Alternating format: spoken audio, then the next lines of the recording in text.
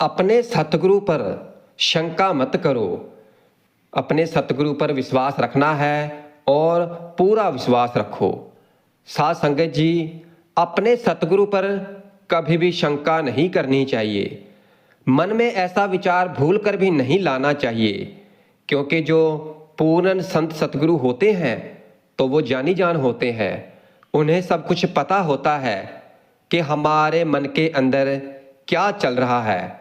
इसलिए हमें अपने अंदर कभी भी सतगुरु के प्रति शंका नहीं लानी चाहिए।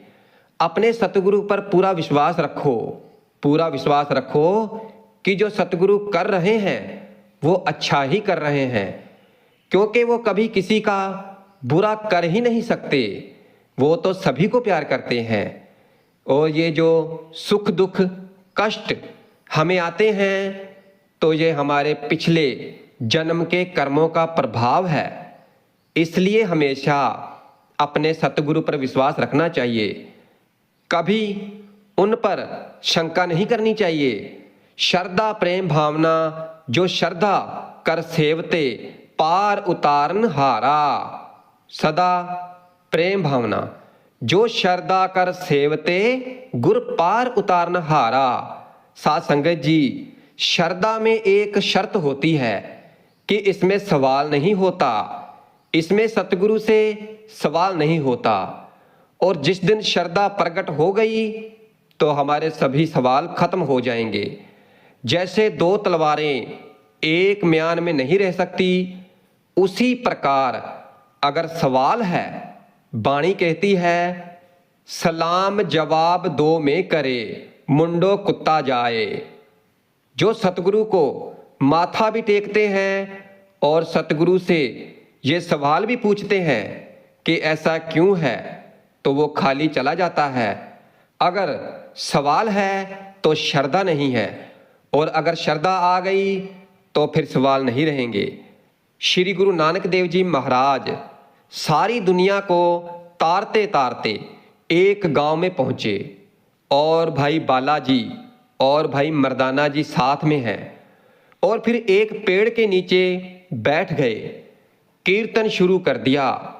उस गांव के अंदर बड़े बड़े सेठ थे, बड़े बड़े लोग थे, मगर किसी ने भी सतगुरु जी के पास आकर उनकी सेवा नहीं की।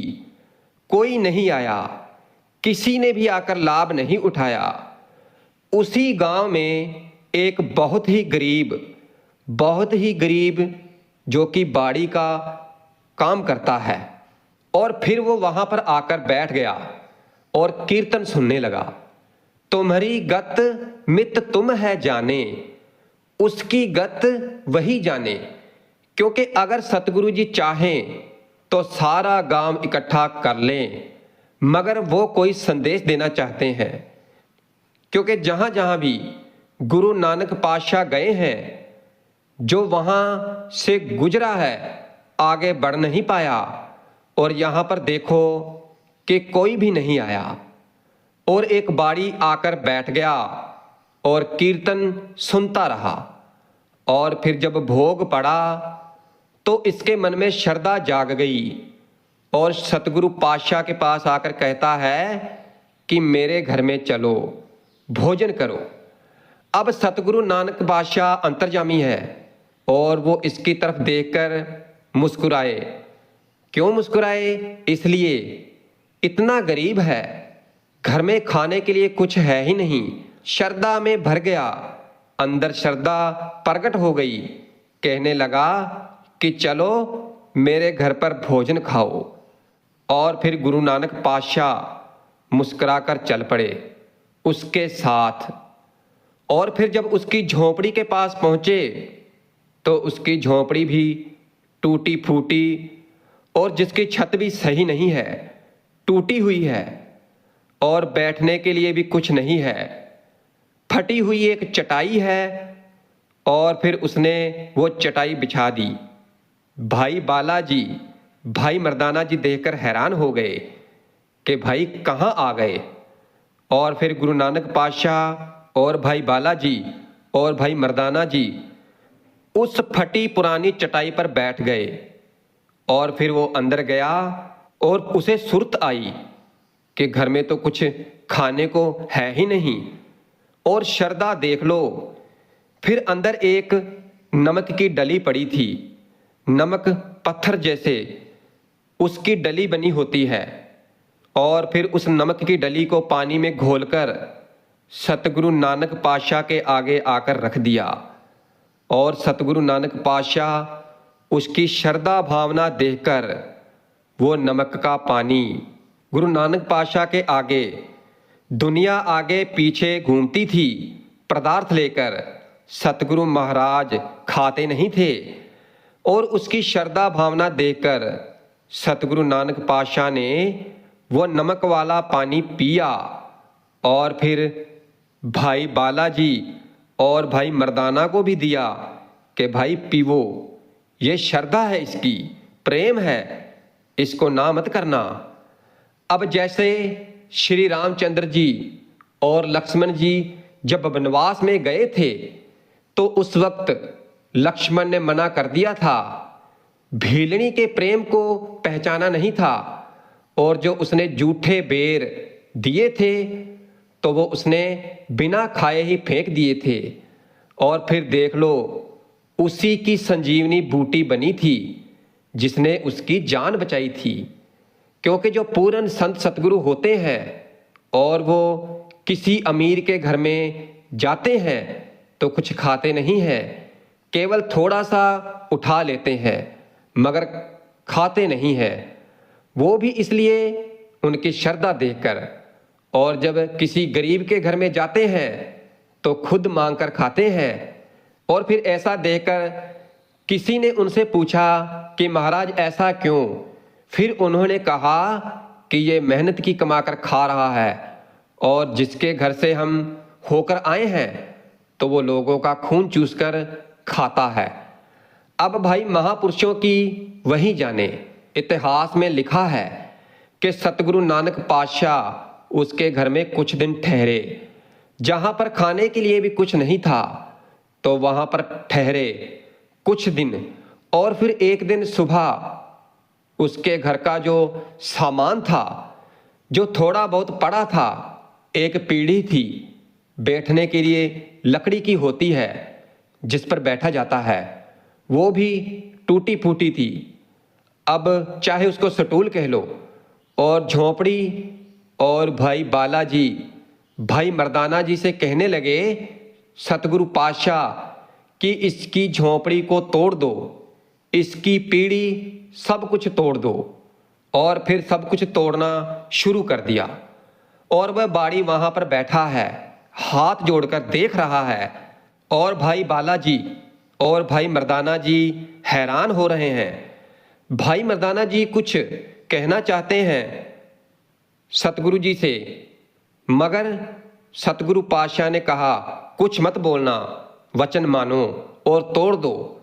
और सतगुरु नानक पातशाह ने अपने हाथों से उसकी पीढ़ी तोड़ी। भाई बालाजी ने, भाई मर्दाना जी ने सतगुरु जी के वचन मानकर उसकी झोंपड़ी को तोड़ दिया। और फिर वो तीनों वहां से चले गए। और बाड़ी वहां पर बैठा है हाथ जोड़कर, पर कुछ बोला नहीं। और फिर जब काफी रास्ता तय कर लिया तो फिर भाई मर्दाना जी से नहीं रहा गया। और भाई मर्दाना जी नानक पातशाह से कहने लगे कि हे सच्चे पातशाह, उस गांव में हमारी किसी ने सेवा नहीं की, किसी ने कुछ नहीं किया, ना किसी ने भोजन पूछा और ना ही कोई आया। और ये देख लो इसके अंदर कितनी श्रद्धा थी, कितनी भावना थी। और हमें श्रद्धा से अपने घर में ले गया और अपने घर में हमें रखा। और इसका जो बचा हुआ था वो भी खत्म कर दिया। फिर गुरु नानक पातशाह मुस्कुराकर कहने लगे, मर्दानिया, जब किसी चीज को बनाना होता है ना तो पहले उसको तोड़ना पड़ता है। हमने इसकी झोपड़ी नहीं तोड़ी, इसके जन्मों के दुख तोड़ दिए हैं। इसकी इतना श्रद्धा और भावना देखकर, इसलिए ध्यान देना साध संगत जी, कहने लगे आएगा तो देखेगा अपनी आंखों से। और फिर कुछ सालों के बाद सतगुरु पातशाह जब वहाँ से गुजरे तो फिर एक बहुत बड़ा सेठ उनके पास आया और उनको अपने घर लेकर गया, उनको भोजन करवाया। और फिर गुरु नानक पातशाह ने मर्दाना जी से कहा कि पहचाना, ये वही है जो ये झोंपड़ी के बदले महल बना हुआ है, ये वही झोंपड़ी है और ये वही बाड़ी है जो आज इस गांव का सबसे बड़ा सेठ है। अब यहाँ पर विचार करने वाली बात कौन सी है? सबसे बड़ी बात कौन सी है विचार करने वाली? श्रद्धा की। श्रद्धा ये नहीं कि वो घर में ले गया, उसकी बात की श्रद्धा, उसकी झोंपड़ी तोड़ रहे थे, उसका सामान तोड़ रहे थे तो वो रोक सकता था, और अगर ये रोक देता तो आज इसकी ये अवस्था ना होती और आज इसकी इतनी चढ़ती कला ना होती।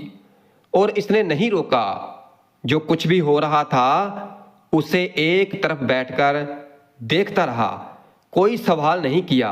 क्यों? क्योंकि अंदर श्रद्धा थी, भावना थी, क्योंकि जानता है ये महापुरुष हैं, कुछ कर रहे हैं तो इसके पीछे भी कुछ कारण होगा।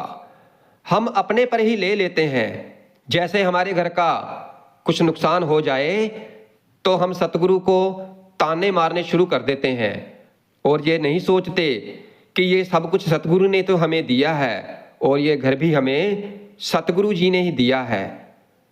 तो कुछ सोच ही नहीं पाते कि अगर हमें उन्होंने कुछ दिया है तो सोच समझ कर ही दिया है, और अगर कुछ नुकसान कर रहे हैं तो कुछ सोच समझ कर ही कर रहे होंगे। अब हमारे अंदर ये श्रद्धा कब आएगी? और एक बात याद रखना साध संगत जी, कि जिस दिन हमारे अंदर श्रद्धा जाग गई, ऐसी भावना पैदा हो गई कि जो कुछ भी है सतगुरु का है, उसने हमें दिया है, और अगर कुछ नुकसान होता है तो उसकी मर्जी, और अगर कोई लाभ होता है तो उसकी मर्जी, क्योंकि वो जो भी करता है अच्छे के लिए ही करता है। जिस दिन ये श्रद्धा जाग गई, हमारे अंदर भावना पैदा हो गई, तो फिर दुख भी महसूस नहीं होंगे और फिर हर तरह के सवाल भी खत्म हो जाएंगे। और देख लो कि आदमी नेगेटिव में से पॉजिटिव ढूंढता है। जैसे आज हमारी हालत है, ये पॉजिटिव में से नेगेटिव देखते हैं। जिस दिन श्रद्धा जाग गई तो उसी दिन सतगुरु की अपार कृपा दया मेहर हो जाएगी।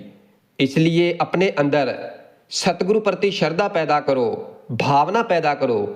सतगुरु से कोई भी सवाल नहीं कि ऐसा क्यों हो रहा है, मेरे साथ ही ऐसा क्यों होता है, मैंने इतने कौन से बुरे कर्म किए हैं जो हमेशा मेरे साथ ही ऐसा होता है। सवाल नहीं, बस यही सोचना है कि जो हो रहा है सतगुरु जी की मर्जी के अनुसार ही हो रहा है और वही करने वाला है, और जो आगे होगा वो भी सतगुरु की मर्जी से ही होगा। हमें सतगुरु के भाने में रहना चाहिए, और फिर जिस दिन हम सतगुरु के भाने में रहना सीख जाएंगे तो फिर क्या दुख क्या सुख, हम इनसे ऊपर उठ जाएंगे। और जब भी नाम के सिमरन भजन पर बैठें तो ये सोचकर मत बैठो कि परमात्मा मैं आपकी भक्ति करने जा रहा हूँ, मेरा वो काम बन जाए, मेरा वो फलाना काम बन जाए। नहीं, अंदर किसी भी प्रकार का सवाल नहीं होना चाहिए। बस एक चित्त होकर सतगुरु नाम का सिमरन भजन करते रहो और अपने अंदर श्रद्धा और भावना पैदा करो। और जब ऐसा करने लग जाओगे तो सतगुरु की दया मेहर होगी ही होगी। इसलिए सतगुरु से कोई सवाल नहीं करना है, सतगुरु के भाने में रहना है और नाम का सिमरन भजन करना है। जो सतगुरु ने हमें नाम बख्शा है तो उसका हमें सिमरन भजन करना है, और अपने सतगुरु के प्रति कोई शंका नहीं मन में लानी है। अपने सतगुरु पर पूरा विश्वास रखना है और पूरा विश्वास रखकर सिमरन भजन की बैठक पर बैठना है और अपना काम रोजाना बिन नागा करना है और श्वासोश्वास नाम का सिमरन भजन करना है।